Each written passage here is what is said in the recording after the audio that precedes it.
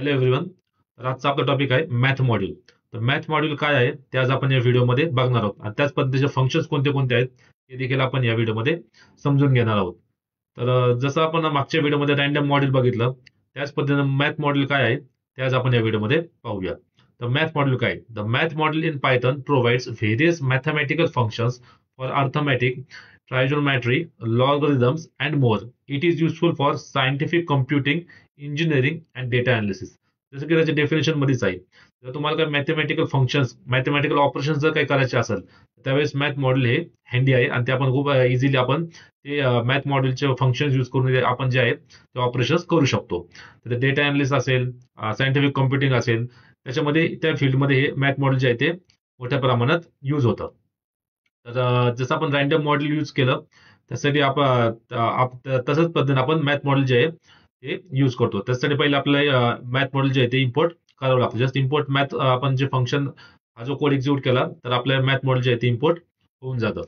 Just मी import math करतो आणि ते शिफ्ट प्लस इंटर हे मॅथ मॉडेल जे आहे ते माझ्या इम्पोर्ट झालेलं आहे. त्यानंतर त्यावरती कोणते कोणते ऑपरेशन आहेत ते आपण पाहूया. तर पहिलं आहे आपलं print math dot S Q R T. Square रूटचा शॉर्ट फॉर्म आहे एसक्यूआरटी.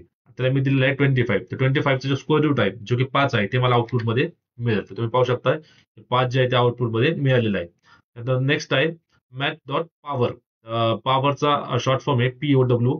Math dot power 2:3. तुम्हाला 2चा पॉवर पाहिजे. ते पुढे 3 का दिले तर ते काय करेल 2 × 2 × 2.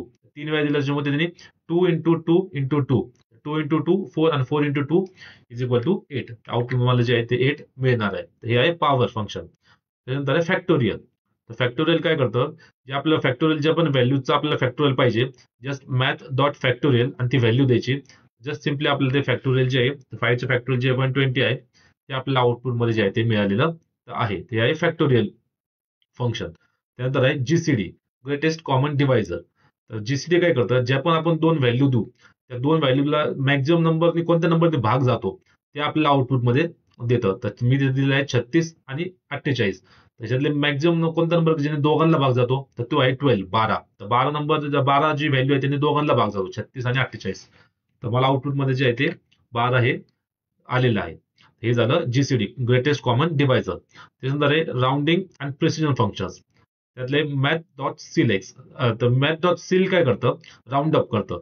इथं मी काय केले प्रिंट मॅथ डॉट सील 4.3. हे काय करेल आपण राऊंड अप व्हॅल्यू तर मला मॅक्झिमम जी पुढची व्हॅल्यू आहे ती मला देईल, जे की 4.3 मध्ये पुढची व्हॅल्यू जी आहे ती राऊंड अप वाली ती आहे 5. तर त्याने मला ते 5 व्हॅल्यू जी दिलेलं आहे. त्याच पद्धतीने आहे राऊंड डाऊन व्हॅल्यू. तर ती माझी जी लोएस्ट व्हॅल्यू आहे 4.7चं जी लोएस्ट होल इंटिजर जे आहे तो आहे 4. आउटपुट मध्ये जे आहे ते मला 4 दिलंय. तर राऊंड अप काय करतं, होल इंटिजर जे डेसिमल फॉर्म मध्ये जो नेक्स्ट पुढचा जाऊन जो होल इंटिजर आहे तो मला देतो जे काही आहे 5. आणि त्यानंतर राऊंड डाऊन काय करतं, जो lowest integer lowest whole integer आहे या व्हॅल्यू मधला तो मला त्याने दिलेला आहे. त्यानंतर शेवटचा फंक्शन आहे ट्रंक फंक्शन. तर ट्रंक फंक्शन काय करतं, बेसिकली जे आपला डेसिमल पार्ट जो आहे तो रिमूव्ह करण्यात हेल्प करतं. तर मी काय केलं तर प्रिंट मॅथ डॉट ट्रंक 4.9. तर ते काय करेल 4.9 जी व्हॅल्यू आहे ना ती रिमूव्ह कर आणि जो फक्त होल इंटिजर जे आहे 4 ते मला आउटपुटमध्ये देईल. जसं तुम्ही पाहू शकता त्याने 4 फक्त जे होल इंटिजर ते दिले, जे 0.9 जो डेसिमल पार्ट आहे तो त्याने रिमूव्ह केलेला आहे. तर आय होप तुम्हाला मॅथ मॉडेल आणि त्याचे फंक्शन्स काय आहे ते कशा पद्धतीने यूज करायचे ते या व्हिडिओमध्ये कळले असतील. थँक्यू.